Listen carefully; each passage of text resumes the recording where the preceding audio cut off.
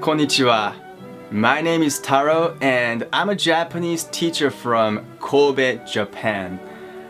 I came to the US originally as a student and currently I live and work in Washington DC area. I love this country, the US, and its culture and its people, so whenever I meet people that are outside Japan who are interested in learning Japanese and learning about Japanese culture, it's always a pleasure to get to know them. And learning a language is a great way to get to know about the country where the language is spoken. For example, if I hadn't learned English, I don't think I would have known about the US in depth as much as I do now. So you might be interested in learning Japanese because you'd like to maybe teach English in Japan and live in Japan, or you might have Japanese clients in your job or your business, or you might be taking a Japanese class in college, or you might be simply interested in learning Japanese as your hobby. So whatever goals you have, I'm here to support you, and my goal as a teacher is to help you reach the level in Japanese you desire, so you can achieve the goals you have. So in the next few minutes, I'd like to talk about a few tips you can use immediately to form a habit of learning Japanese. And the first tip I have for you is to get a physical notebook.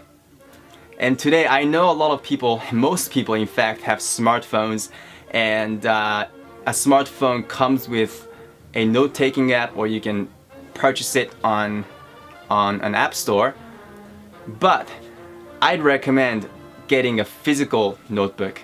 The reason is that by having a physical notebook, you don't need to take extra steps to access your notes. For example, if you have a note-taking app on your smartphone, you may first have to unlock your phone and tap on the app, and then go to the right notes to see your notes. But if you have a physical notebook, all you need to do is set it down your coffee table. When you wake up in the morning, you can have a look at it immediately.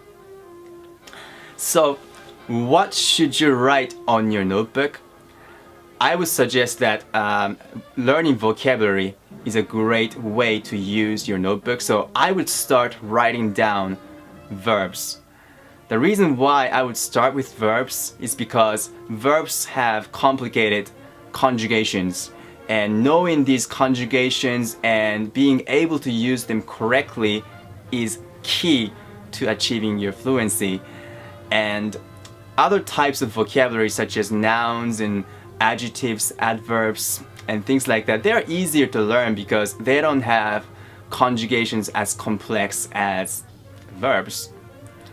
So for example, I would write down in my notebook like hashiru, which is to run in the plain form in Japanese, and then I would have a look and I'll try to conjugate it and form a sentence. For example, soto hashiru, I go for a run. It's in the present tense. Or I could try to think of an example in the past tense. Soto hashitta, I went for a run. So learning verbs is a great way to achieve your fluency, and having a physical notebook will definitely help you. And the second tip I have for you is, it's related to having this notebook, but it's about the time when you could study. And I'd recommend studying Japanese in the morning. People have only so much brain muscle that you can use throughout the day, and your mind is freshest in the morning. So if you are a commuter who uses the public transportation, having a physical notebook and the morning time is the perfect time to study Japanese. For example, while you are waiting for your train, or while you are on the train, you can take out your notebook from your pocket or from your bag, and you can learn a few words in the morning.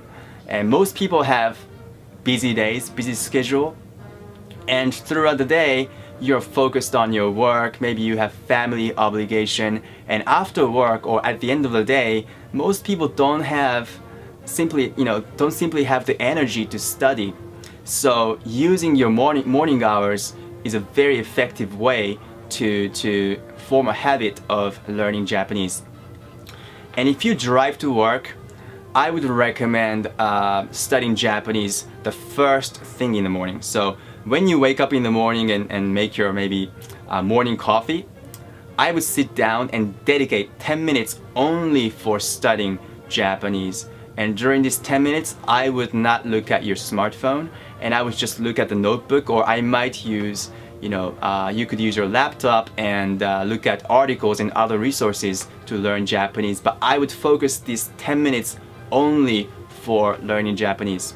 So forming a habit is very important if you'd like to achieve anything. For example, I've been prioritizing my health and fitness this year. So when I wake up in the morning at 6:40 a.m., I make my morning coffee, and within 10 minutes of waking up, I start exercising, and I exercise for 40 to 50 minutes, maybe 45 to 50 minutes, and this year I've seen a noticeable improvement in my body and mind. So forming a habit is powerful, and if you're interested in learning Japanese, I would certainly form a habit of studying Japanese every single day. So having a physical notebook and learning it in the morning is very effective. So I hope you found this information helpful. If you're interested in learning Japanese, please shoot me a message and I'll respond in the same day. And I love working with students from different walks of life and getting to know each one of them. So I look forward to speaking with you, and thank you for watching this video. Bye-bye.